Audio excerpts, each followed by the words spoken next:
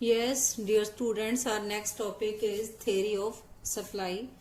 It is just opposite to the theory of demand and price elasticity of demand, which we have discussed in our earlier video. So, what is concept of supply?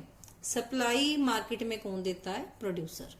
तो simple meaning of supply क्या है? Supply जो है वो हमें क्या बताती है कि supply of a commodity refers to various quantities of a commodity की एक कमोडिटी की कितनी क्वांटिटीज मार्केट में एक प्रोड्यूसर सेल करने को तैयार है at different prices at one point of time. So it refers to various quantities of a commodity that a producer are willing to sell at different prices of a commodity at a point of time. Now next we must know difference of supply and stock. This is very important from examination point of view. What is supply and stock? Now what is supply जो हमने अभी meaning किया है कि different quantities of a commodity जब producer market में sell करने को तैयार है at different prices at a point of time. जबकि स्टॉक क्या है? स्टॉक किसी भी कमोडिटी की टोटल क्वांटिटी है जो एक प्रोड्यूसर के पास रेडी है for future cell. That is stock. And next difference is जो सप्लाई है वो क्या है? एक फ्लो कंसेप्ट है. सप्लाई एक फ्लो है जो घटता बढ़ता रहता है with a period of time. और जो स्टॉक क्या है? स्टॉक एक फिक्स्ड कंसेप्ट है. It is not a flow concept. It is measured eight a point of time कि एक पर्टिकुलर पॉइंट पे किसी प्रोड्यूसर के पास कितना स्टॉक रेडी है फॉर फ्यूचर सेल. नाउ जो सप्लाई है it is always related to the price of the commodity. Where जो स्टॉक है it is not related to the price of the commodity. Stock simply means stock और inventory which is related to the expected demand कि market में कितनी demand है producer के पास, उसके according उसने सप्लाई, उसके पास स्टॉक कितना रेडी है सप्लाई देने के लिए. Now we will have to understand the difference of what is supply and what is quantity supplied. Supply का तो मीनिंग जो हमने ऊपर किया है वो सेम ही है कि एक प्रोड्यूसर मार्केट में डिफरेंट पॉसिबल प्राइसेस पे कितनी different quantities of a commodity sell करने को रेडी है at a point of time. That is supply. And quantity supplied क्या है? एक स्पेसिफिक क्वांटिटी, कितनी मात्रा में, कितनी क्वांटिटी में एक प्रोड्यूसर किसी स्पेसिफिक प्राइस पे सेल करने को कोई कमोडिटी तैयार है. That is quantity supplied. Now supply schedule.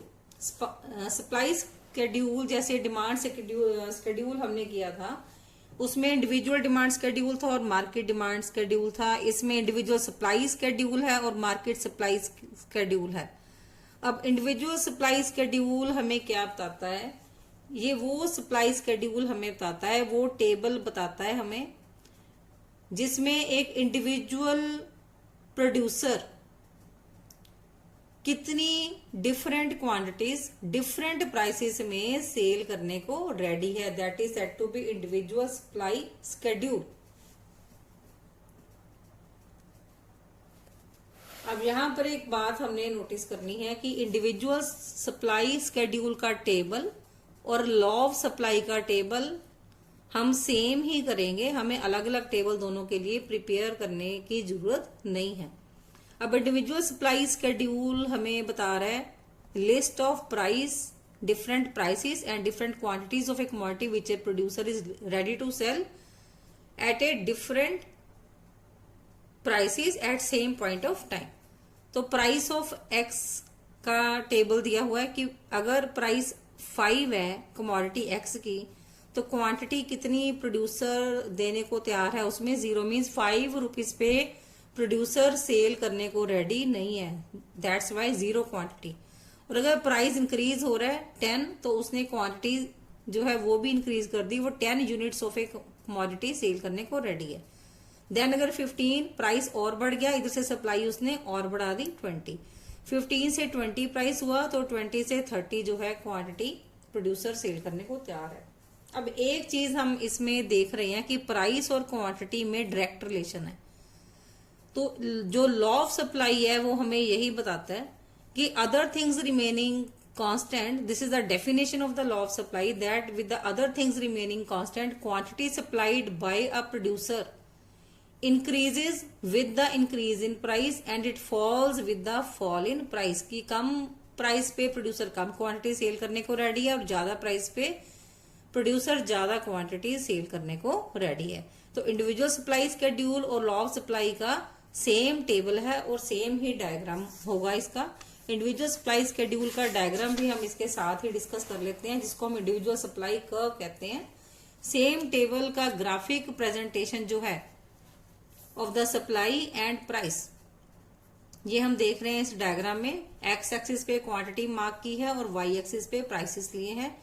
Same table हम शो कर रहे हैं यहाँ पे 5, 10, 15, 20 इधर प्राइसेस ले लिए और एक्स एक्सिस पे हमने quantity supplied by a single producer 5, 10, 15, 20, 25 and 30। अब जीरो प्राइस पे कितनी क्वांटिटी वो सेल करने को रेडी है 5, और देन 5 रुपीज पे कितनी क्वांटिटी प्रोड्यूसर सेल करने को रेडी है 0। इस साइड पे हमने प्राइसेस लिए हुए हैं तो इस बात का ध्यान रखना है हमने। तो 10 रुपीज पे कितनी क्वांटिटी 10, 15 पे 20 और 20 पे कितनी तैयार है वो प्रोड्यूसर सेल करने को 30 क्वांटिटीज। तो 5 से लेके हमने ये पॉइंट्स जो इसमें आए हैं इसको प्लॉट करते हुए हमने एस से जो सप्लाई कर्व है वो हमने ड्रॉ कर दी है। It is rising upward. Upward क्यों है? क्योंकि with the rise in price supply is also rising. So it is showing direct relationship between the price of the quantity and price of a commodity and quantity of a commodity. जैसे demand में inverse relation होता है, supply में direct relation होता है price का और quantity का। तो ये है इंडिविजुअल सप्लाई शेड्यूल और इंडिविजुअल सप्लाई कर्व। अब नेक्स्ट हम कर रहे हैं simultaneously market supply schedule and market supply curve. Market supply schedule हमें क्या बताता है कि मार्केट में सारी फर्म्स या सारे प्रोड्यूसर मिलकर किसी पर्टिकुलर कमोडिटी की डिफरेंट प्राइसेस पे कितनी क्वांटिटी सेल करने को तैयार है। तो इसको हम जब टोटल करते हैं सारी फर्म्स का, it is said to be industry, कि पूरी इंडस्ट्री जो है वो कितनी सप्लाई देने को तैयार है। इंडस्ट्री में डिफरेंट फर्म्स आ जाती हैं। So market supply schedule refers to supply schedule of the industry as a whole. Now market supply schedule, इसमें हमने प्राइसेस सेम ही लिए हैं 5, 10, 15, 20 ऊपर वाले टेबल के अकॉर्डिंग सेम ही प्राइसेस हमने यहाँ पे लिए हैं। अब इसमें हमने दो फर्म्स ले ली हैं, firm A and firm B as a producer. तो फर्म जो ए है वो क्वांटिटी सप्लाई कर रही है 0, 10, 20, 30 और इसके कंपैरेटिवली जो बी फर्म है वो क्वांटिटी सप्लाई कर रही है 0, 5, 10 एंड 15। जब हम दोनों की क्वांटिटी सप्लाई को ऐड कर देंगे ए और बी, और इससे ज्यादा फर्म्स भी हो सकती हैं, तो सारी फर्म्स की जब हम समेशन करते हैं it is said to be market supply. तो 0 + 0, 0, 10 + 5, 15, 20 + 10, 30, 30 + 15, 45। तो अगेन हम यही देख रहे हैं कि जैसे जैसे प्राइस बढ़ता जा रहा है मार्केट सप्लाई भी बढ़ती जा रही है। तो दैट मीन्स इसमें भी डायरेक्ट रिलेशन है between the price of the commodity and supply made by different firms in the market. So this is said to be market supply schedule. तो मार्केट सप्लाई शेड्यूल का market supply curve बनाएंगे हम। ए का हमने अलग से बना लिया, जो हमने अभी डिस्कस किया था पीछे, वो फर्म ए का है supply curve. Similarly firm B का हमने बना लिया। एक्स एक्सिस पे हमने क्वांटिटी सप्लाई ले ली 5, 10, 15, 20, 25 और टेबल के अकॉर्डिंगली हमने इसको मार्क कर लिया 5, 10, 15, 20, 25। सेम वे कि अगर प्राइस 5 है तो फर्म बी जो है वो भी मार्केट में कोई सप्लाई देने को तैयार नहीं है, that means 0 unit supplied by firm B. Then if the price rises from 5 to 10, quantity supplied is 5 by firm B, then price अगर 15 है तो 15 पे प्रोड्यूसर कितना रेडी है सेल करने को, 10 यूनिट्स। देन 20 पे 15 यूनिट्स। तो जब हम सप्लाई के पॉइंट्स प्लॉट करते हैं, this comes to be supply curve of firm B. अब हमने मार्केट सप्लाई कर्व ली है ए और बी का समेशन। तो नीचे जो प्राइसेस हैं, सॉरी क्वांटिटी ली है हमने एक्स एक्सिस पे, प्राइसेस लिए हैं हमने वाई एक्सिस पे। प्राइसेस तो सेम ही है दोनों फर्म के लिए, 5, 10, 15, 20, लेकिन क्वांटिटी दोनों की समेशन है। ए और बी ने मिल के 15 क्वांटिटी रेडी है सेल करने को एट प्राइस 10, और 5 रुपीज पे दोनों ही सप्लाई नहीं दे रही है। इट मीन दोनों की सप्लाई कितनी है, 0। और अगर क्वांटिटी जो प्राइस है वो बढ़ गया 15, तो दोनों फर्म मिलकर सप्लाई दे रही है 30। प्राइस बढ़ गया 20 और दोनों फर्म मिलकर दे रही है सप्लाई 45। तो ये पॉइंट्स प्लॉट करके ये बन गई हमारी मार्केट सप्लाई कर्व। तो तीनों ही कर्व्स हम देख रहे हैं rising upward, sloping upward. Sloping upward हमें क्या शो करिए, there is direct relationship between the price of the commodity and quantity, different quantities supplied by firm both A and B. So it is a जो market supply curve है, it is supply curve of the industry as a whole. So you may say it's horizontal summation of the supply curves of all firms in the industry, showing the positive relationship between the price and quantity supplied of a commodity by both the firms. So ये हो गया आपका individual supply curve and schedule and market supply schedule and market supply curve. Now what is slope of the supply curve? जैसे हमने demand curve का slope किया था, same way supply curve का स्लोप है। सप्लाई कर्व का slope हमें क्या शो करता है, ratio between the change in price and change in quantity supplied. अब जैसे सपोज हमने इस डायग्राम में हमने change in price and change in quantity supplied हमने स्टडी करना है सपोज फर्म ए का। तो जैसे हम यहाँ पर प्राइस के पैरेलल जो ट्रायंगल पी शो किया गया है, ये हमें क्या शो कर रहा है, चेंज इन प्राइस।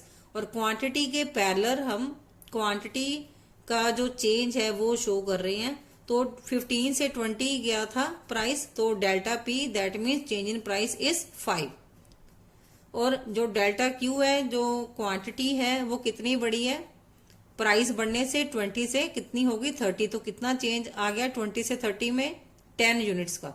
तो अब हमारा स्लोप का फॉर्मूला क्या है, delta P upon delta Q.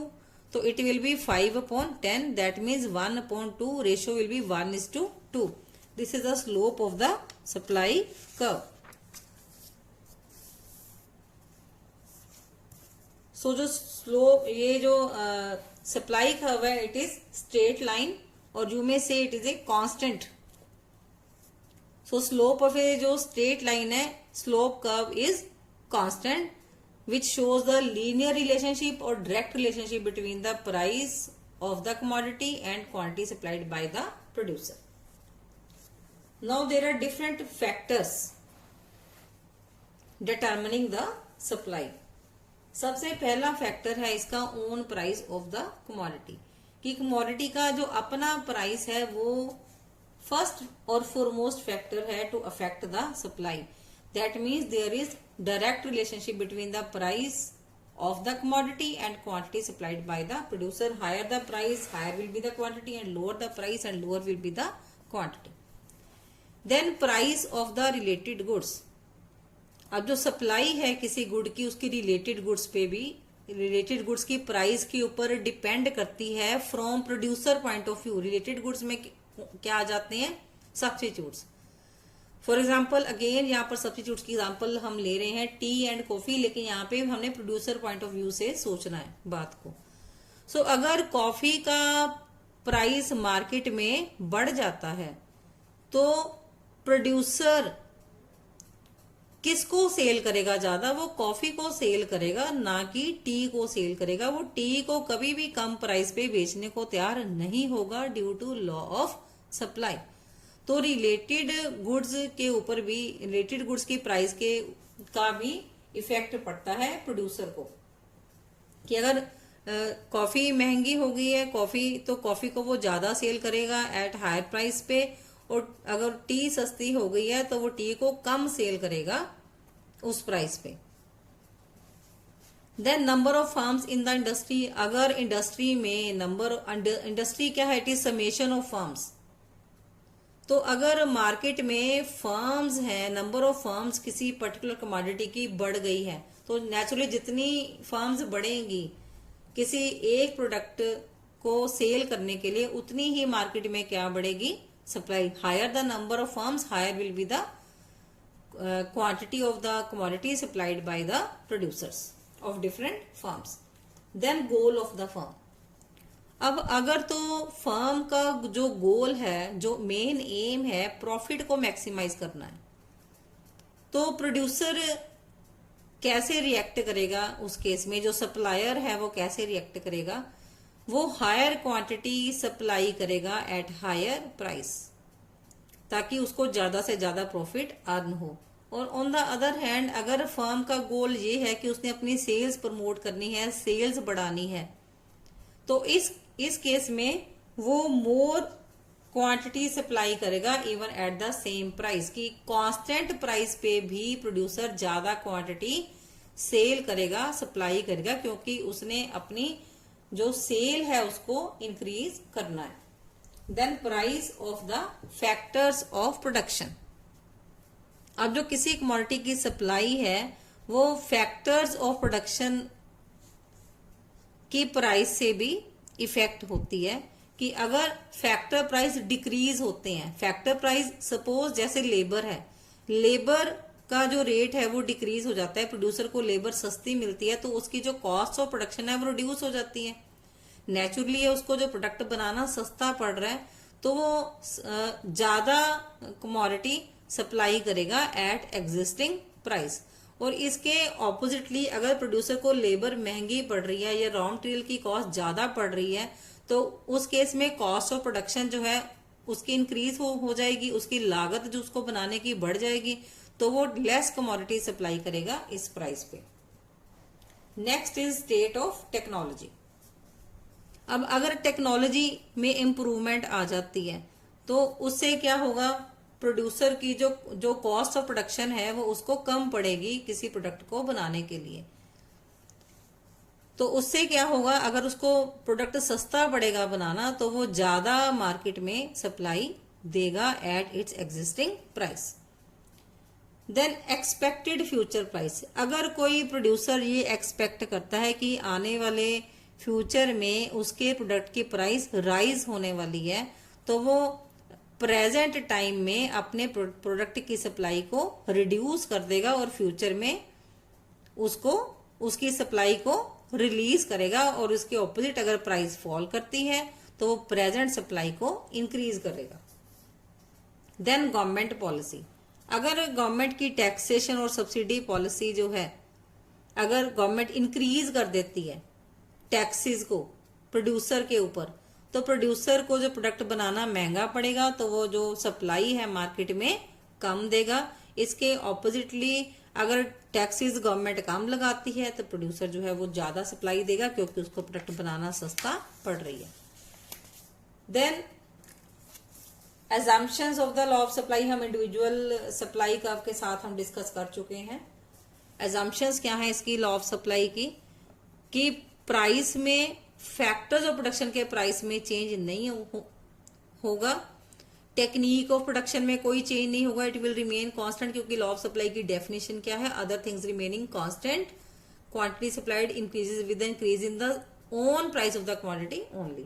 तो जो अदर फैक्टर्स हैं ये हम उसकी बात कर रहे हैं। टेक्निक ऑफ प्रोडक्शन जो है वो कांस्टेंट रहेगा, गोल ऑफ द फर्म है वो कांस्टेंट रहेगा, उसमें चेंज नहीं आएगा, रिलेटेड गुड्स की प्राइस में कोई चेंज नहीं आएगा, price of the commodity in the near future उसमें कम होने का या राइज होने का कोई चेंज नहीं है।